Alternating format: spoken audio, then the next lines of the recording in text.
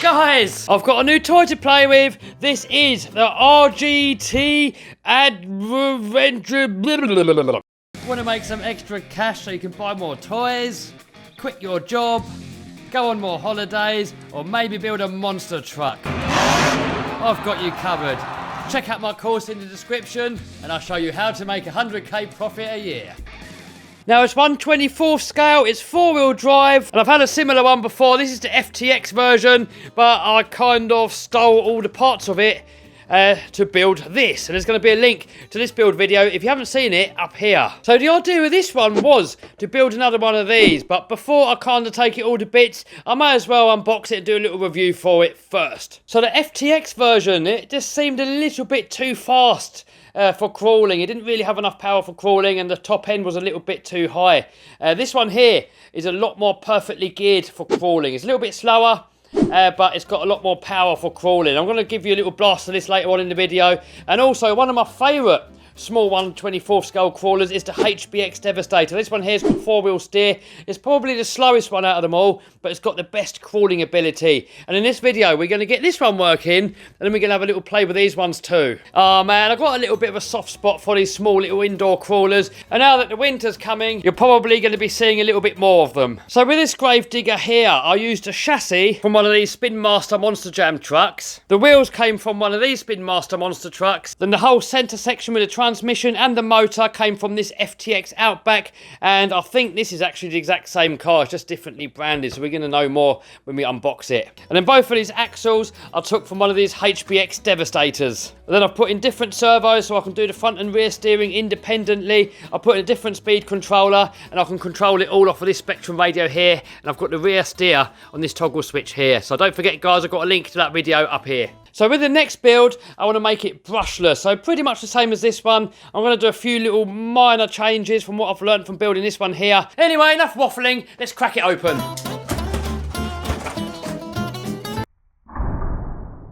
Subscribe. Check it out, guys.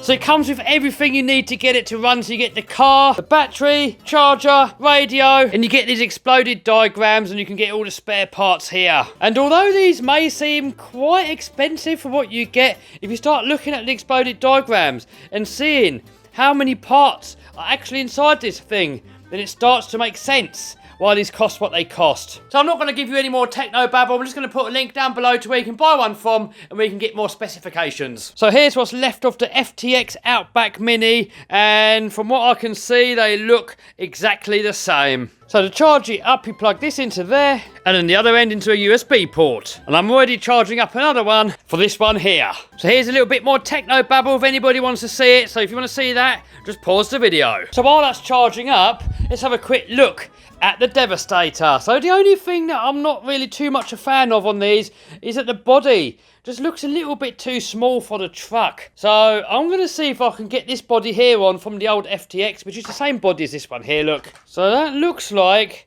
it's a bit of a better fit. So I'm just going to plonk this body here inside this one here, move it back as far as it can go, and then just mark out these holes.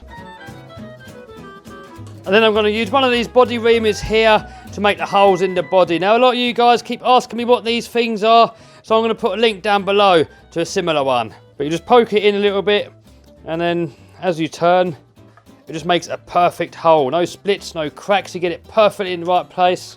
You just got to be a little bit careful that you don't push it in too far, otherwise you might end up with a hole that's too big. Oh guys, check it out. That looks so much better. The little tip, if you make the holes so that they're not too big, so that the body shows a bit of a tighter fit, then you can run it without the body clips. Alright, all charged up, batteries in. I've just put 4 AA batteries in the bottom of here. So now, let's turn it on and give it a blast. So yeah, steering servo, plenty of power, speed and torque. So yeah, for a crawler, it's pretty quick. There we go, we've got the old headlights on. So let's see what it's like in action.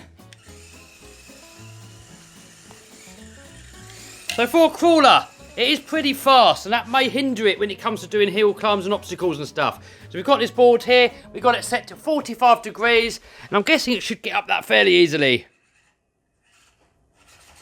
Oh, maybe not. All right, just getting it up on there first. All right, we're on. So it's a little bit highly geared. If I was now to let go of the accelerator, look, or the throttle. Kind of hold it, but it's rolling down. Alright, let's try a bit steeper. I think we're probably pretty close to the limit. Alright, well, it can do that. And I'm using pretty close to full throttle there. Alright, so let's say that 47 or probably 48 is its limit. So next, let's try it over some other obstacles and just see what it's capable of. Okay, first obstacle.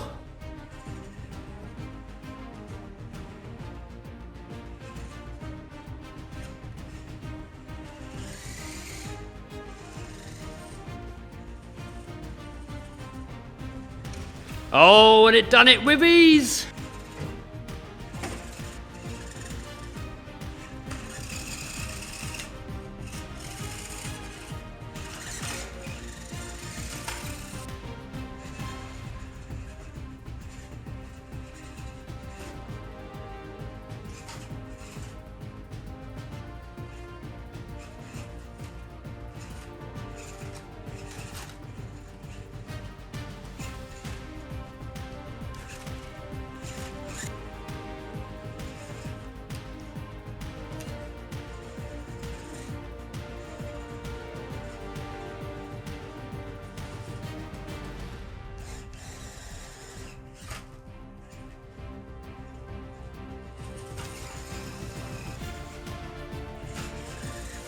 So far it's done pretty good. So now let's do something that's going to be a little bit more challenging. So I've set up a few tyres here on the floor, and this is quite steep for it. This is probably where you're going to see where the lack of torque is probably going to hold this thing back.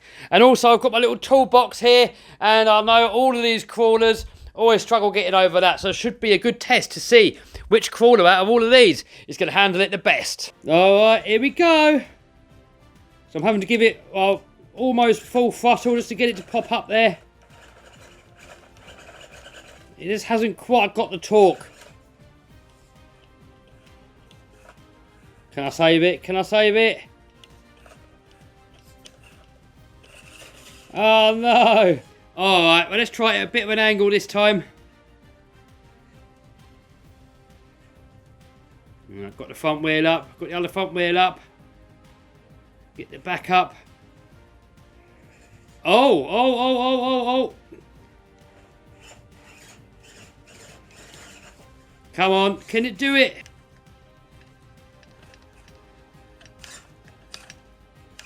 Oh, and it's made it. Now let's come over the other side. Oh yes, and it's done it. And hopefully I can explain it easily, but say you come up to an obstacle like this, you give it power and it doesn't really work, and then you give it more power, then you give it more power, and suddenly it just kind of sort of pops over. So it's not really that controlled. I mean, for speed, for a little fast crawler, it's pretty good. But when it comes to really technical sections, I think it struggles a little bit, and you're probably going to see that these other crawlers are going to do a better job, and we're going to try those out in a minute. But before that, let's see if it gets over this tool section.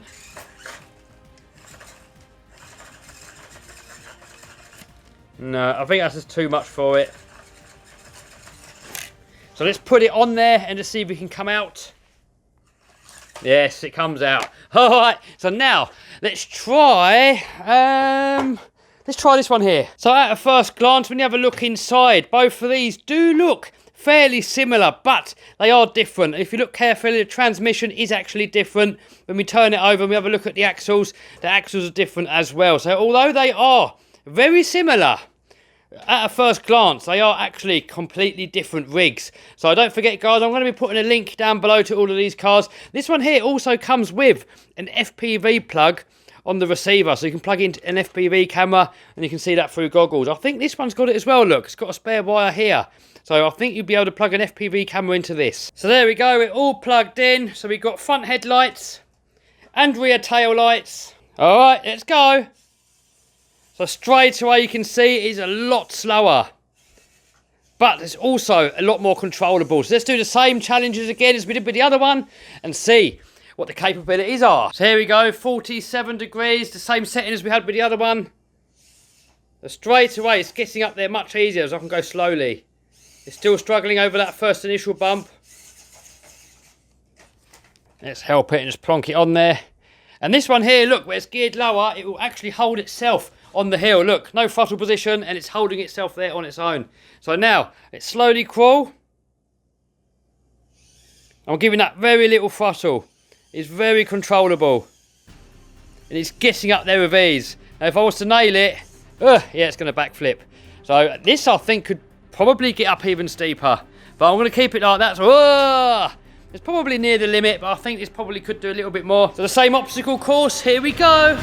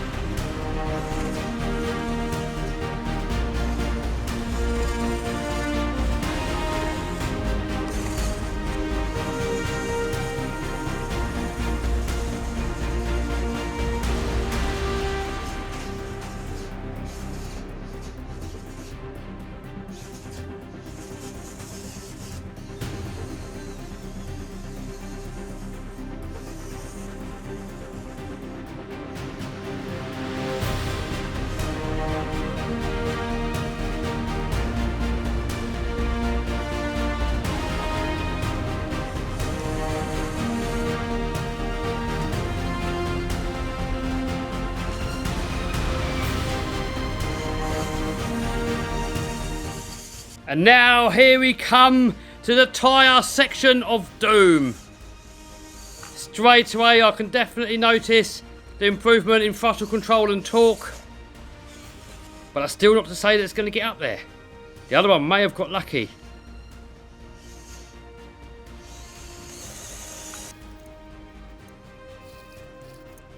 Oh, we made it. We made it with brute force.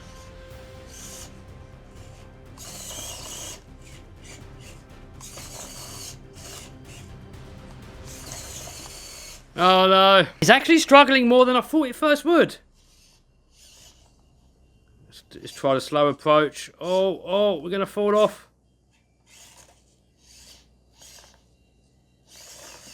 Ah.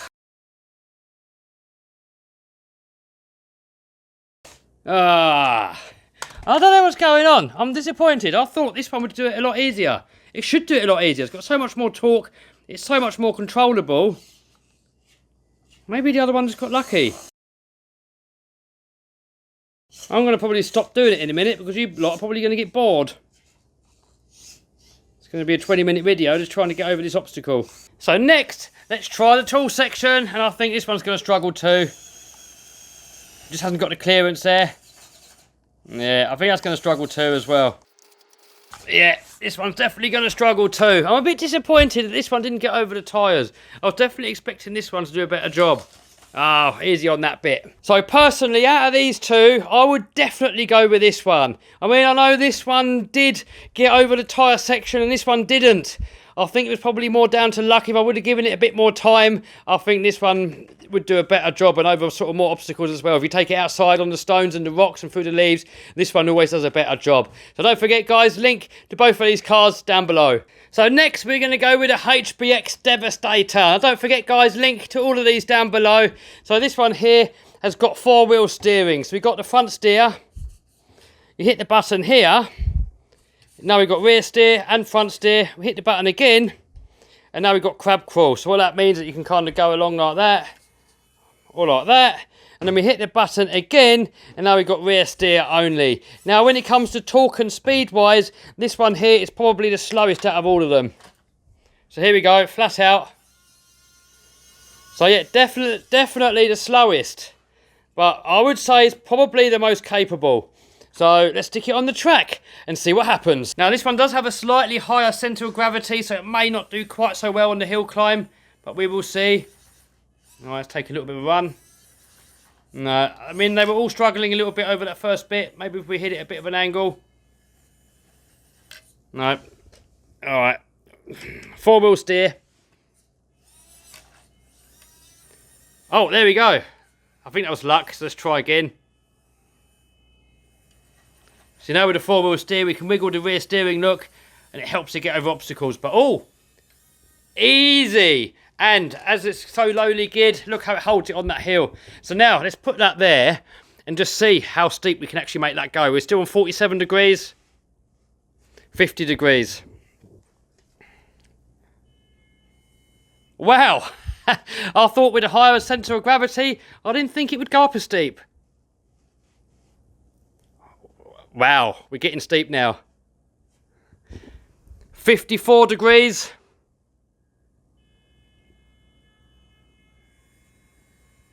I think that is our limit. It still does it, just starting to lift the wheel up there. So let's see if we can get that down nice and controlled without crashing. So really slowly, we're going to hit reverse. There we go. A bit faster, but there we go. Let's see if we can do it in one swoop. Nope. Alright, so next, let's do the rest of the obstacle course. Alright, here we go. Now I've got to be careful as I get over this. This one's got a metal chassis. I don't want to scratch my bonnet or my hood. Oh, there we go. Now flat out. Definitely a lot slower.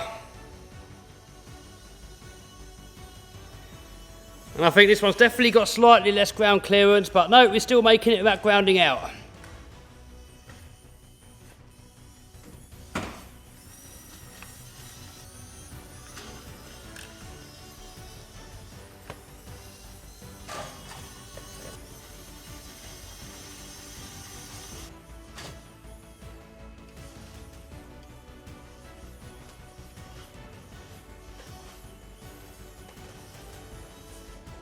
Oh, I think this one has got a slightly lower ground clearance.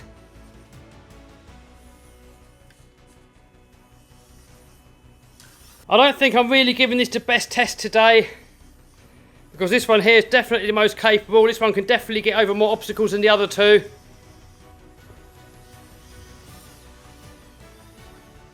Oh no, tumble wumble. See, with the other ones, I had a big front bumper sort of holding them upright. This one doesn't. Ah, tumble wumble. Now here's the section I'm expecting this to really shine on. So let's see how well it conquers it. Oh, it doesn't conquer it. Straight away, the added crawling. Oh, look at that. Just straight over. First attempt. I didn't even practice. So let's try that again just to make sure that it wasn't luck. That four-wheel steer, really getting it around some tight angles. Let's try a different line.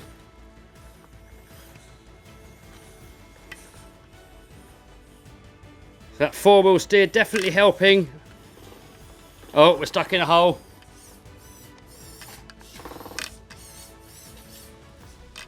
Right. Let's try and straddle that gap. There we go. And it does it again. So now let's see how it does the tool section. Now I still think that this one's going to struggle, but who knows? Maybe it can do it. If we come in at an angle sometimes, you'll be surprised at the angle that you can get up things. Oh, look at that. Look at that, it did it. First attempt. And guys, I didn't practice this. Every attempt that I've done on camera is the first attempt that I've done it. So if you go straight up, it bellies out on the chassis, look.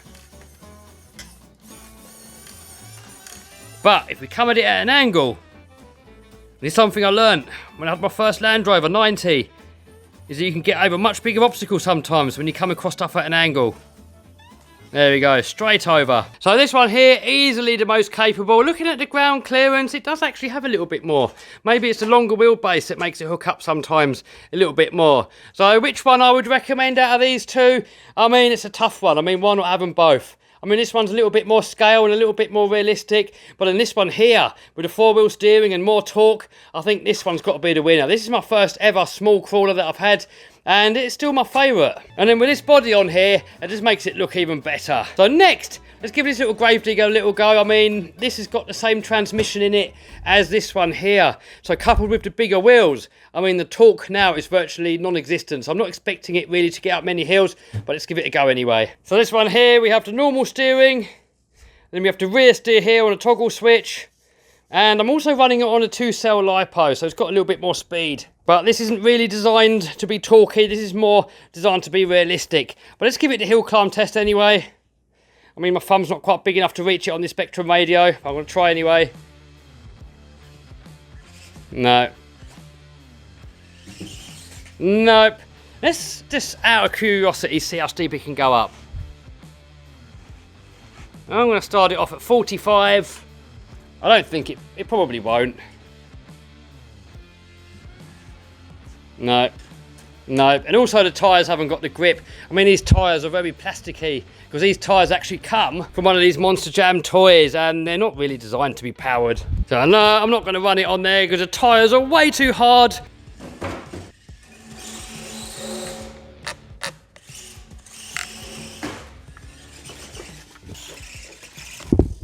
This one's not really made for crawling, it's more for the stunts. There's a whole video about this truck up here. I mean, you can jump it, it does little backflips, it drives over cars and stuff. So for realism, I think this one's really good, but not really if you want to do crawling.